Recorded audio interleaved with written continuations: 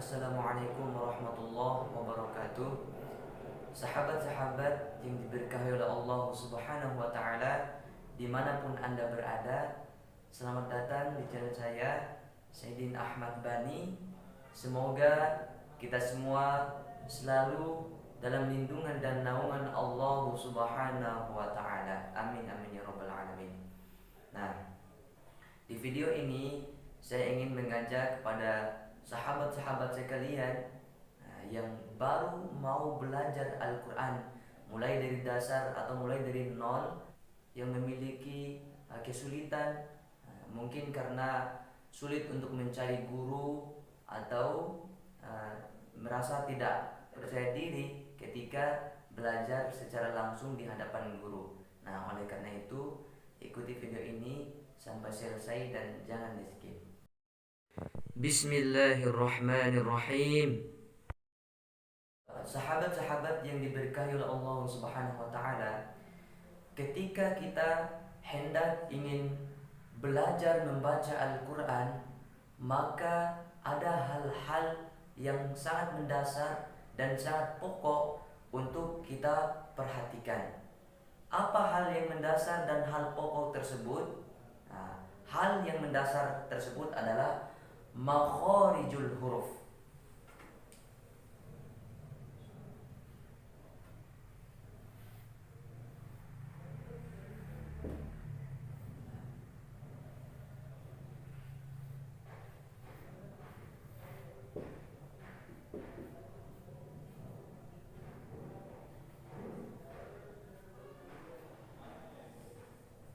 Nah, jadi hal yang sangat mendasar dalam mempelajari Al-Quran adalah makharijul huruf.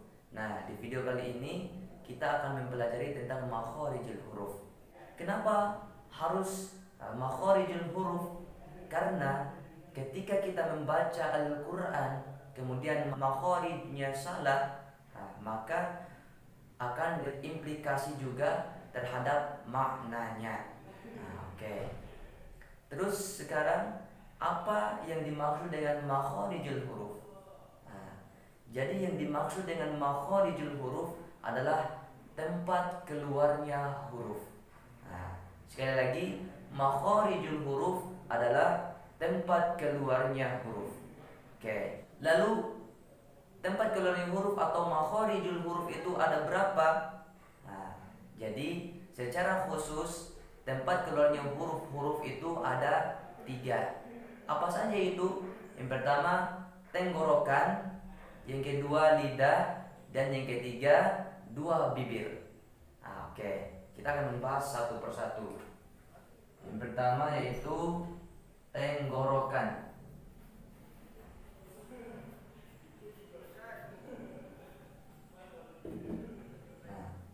Sahabat-sahabat sekalian, tenggorokan ini juga dalam bahasa Arab disebut dengan al-halqa.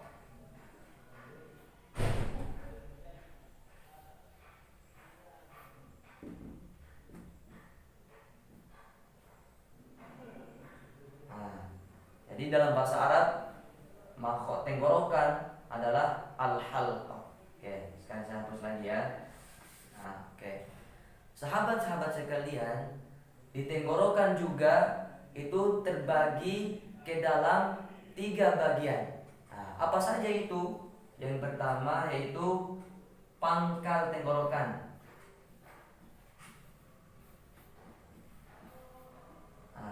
Yang kedua tengah tenggorokan. Dan yang ketiga ada ujung atas tenggorokan. Jadi di tenggorokan itu terbagi lagi atas 3 bagian, yaitu pangkal tenggorokan, tengah tenggorokan, dan ujung atas tenggorokan. Oke. Yang pertama, pangkal tenggorokan. Apa saja huruf yang keluar di pangkal tenggorokan? Jadi huruf-huruf yang keluar di pangkal tenggorokan itu ada 2. Apa saja hurufnya? Yaitu huruf A sama huruf H. Jadi di pangkal tenggorokan itu ada 2 huruf A sama huruf H. ha. Bagaimana cara mempraktekannya supaya kita menyebut makhrajnya dengan baik dan benar? Nah, contohnya a i u ba, a i u ba, a i u ba. Terus ha hi hu ba, ha hi hu ba, ha hi hu ba. Oke. Jadi huruf yang keluar di pangkal tenggorokan itu ketika kita menyebutnya maka harus basnya kuat ketika menyebut huruf yang ada di pangkal tenggorokan. Oke, itu huruf yang ada di pangkal tenggorokan. Sekarang apa saja huruf yang ada di tengah tenggorokan?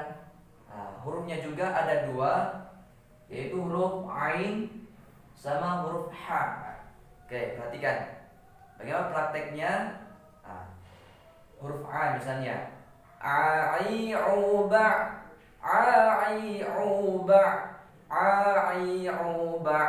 Oke, perhatikan di sini ketika menyebutkan huruf hamzah dan huruf ain atau huruf alif dengan huruf ain, maka dia harus jelas perbedaannya. Ketika menyebutkan huruf ain, misalnya huruf ainnya sukun atau mati, nggak boleh kita menyebutnya a-i-u-ba, nggak boleh ba bunyinya, harus bunyinya ba. Sebaliknya juga huruf alif atau hamzah ini ketika kita menyebutnya nggak boleh berbunyi ba. Jadi nggak boleh mengarah pada makhraj huruf ain. Karena makhraj huruf ain di tengah tenggorokan, sedangkan alif atau hamzah di pangkal tenggorokan. Jadi harus jelas bedanya. Kalau hamzah i u ba, kalau ain a-i u ba. Jadi harus berbeda. Sekarang huruf ha. Ha-hi-hu-bah, ha-hi-hu-bah, ha-hi-hu-bah. Oke. Jadi bunyi huruf ha yang ada di tenggorokan ini dia lebih halus. Ketimbang huruf ha yang ada di pangkal. Kenapa? Karena huruf ha yang ada di pangkal tenggorokan dia bunyi basnya pasti jelas. Sedangkan ha yang ada di tenggorokan bagian tengah itu halus. Ha, ha-hi-hu-bah. Oke, jadi ketika kita sudah mengetahui makhrajnya berbeda, maka di dalam praktekannya juga kita harus membedakannya. Oke, sekarang apa saja huruf yang ada di ujung atas tenggorokan? Hurufnya juga ada dua, yaitu huruf gha sama huruf kha. Perhatikan huruf gha sama huruf kha. Prakteknya bagaimana? Gha-ghi-ghu-bar, gha-ghi-ghu-bar, gha-ghi-ghu-bar. Oke, perhatikan ketika kita menyebut huruf gha, nggak boleh dia langsung terdiam dan juga tidak boleh memantulkannya. Jadi sifat dari huruf gha itu fleksibel. Jadi dia lentur. Jadi nggak boleh ketika kita menyebutkan misalnya gogi gubag, nggak boleh langsung terdiam seperti itu. Atau tidak boleh juga gogi gubage, nggak boleh juga los atau memantul. Jadi harus fleksibel. Contohnya goghi gubag, goghi gubag, goghi gubag. Oke. Jadi sifat huruf gha adalah fleksibel. Oke, sekarang huruf kha. Kha-khi-khu-bakh, kha-khi-khu-bakh, kha-khi-khu-bakh. Jadi tempat keluarnya huruf yang ada di tenggorokan itu terbagi lagi atas 3 bagian. Yang pertama pangkal, yang huruf-hurufnya ada a sama h. Kemudian ada tengah tenggorokan, hurufnya ada a sama h. Terus ada ujung atas tenggorokan yang hurufnya gha sama kha. Jadi keseluruhan huruf yang ada di tenggorokan ini ada 6 huruf. Jadi itu yang perlu diperhatikan. Nah, saya kira untuk video atau pertemuan pertama ini kita cukupkan sampai di sini dulu. Insya Allah penjelasan untuk makharijul huruf yang 2 dan yang ketiga kita akan lanjutkan di video berikutnya. Dan yang terpenting adalah kita tidak boleh merasa bosan ketika mempelajari Al-Quran. Jadi harus selalu menumbuhkan rasa semangat dalam mempelajari Al-Quran. Kenapa? Karena Rasulullah SAW bersabda, khairukum man ta'allama al-Qur'ana wa 'allamahu. Kata Rasulullah, yang paling baik di antara kalian adalah orang yang mau belajar Al-Quran dan mengamalkannya. Ingat bahwa ketika kita mau belajar Al-Quran sungguh-sungguh, maka kita termasuk golongan orang-orang yang mulia, ya sebagaimana yang disebutkan oleh Rasulullah. Dan pasti ada jalan kemudahan untuk bisa membaca Al-Quran dengan baik dan benar.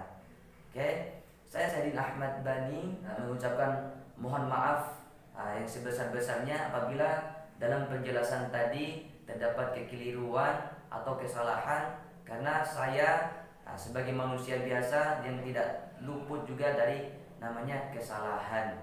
Jadi jika ada salah, mohon sahabat-sahabat sekalian mengkoreksi dengan menulis komentar di kolom komentar. Oke.